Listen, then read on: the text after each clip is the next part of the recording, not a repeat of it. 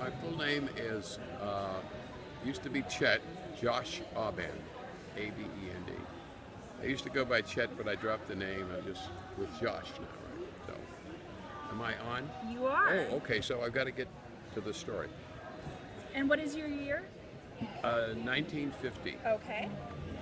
Yeah, I'm a kind of an unusual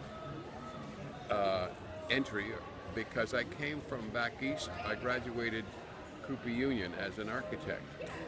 And I came to Stanford because I wanted to study engineering and a few other things, which was not available at that time.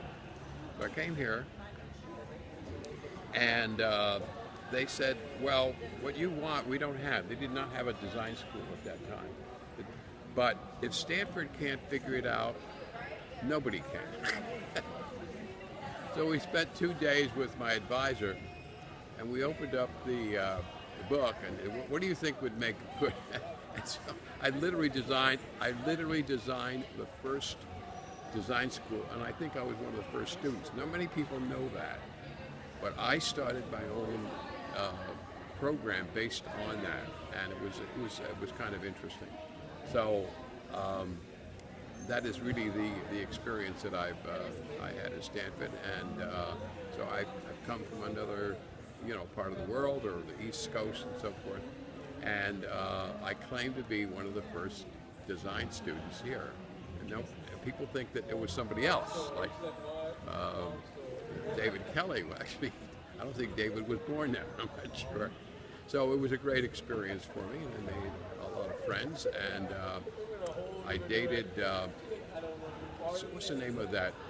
She's white-haired judge. She retired. Sandra Day O'Connor? Sandra Day O'Connor? Yeah.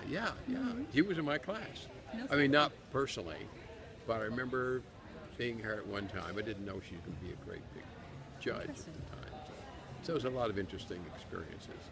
And I also was quite interested in the theater, so I acted in some of the performances that we had. I forget what they called, but they were sort of primarily comedy for the most part. So what else can I talk about? What was your favorite place at Stanford? Pardon? What was your favorite place at Stanford?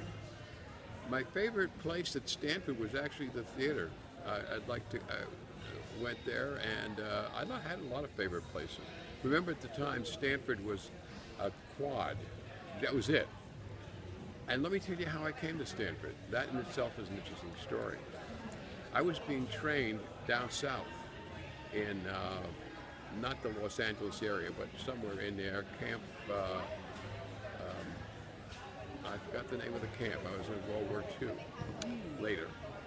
And I was trained there, and I had a special device that would take me all over. It could track and do the map while you were going. It's called an autograph. And I was responsible for it. I traveled all over California. And we got as far, and we would look for certain sites and so on, testing it out.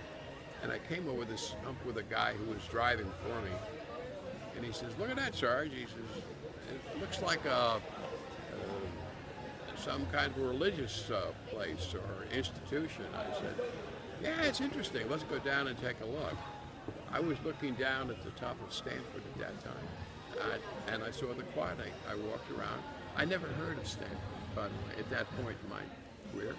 And I went down. I said, "I'm coming back here someday."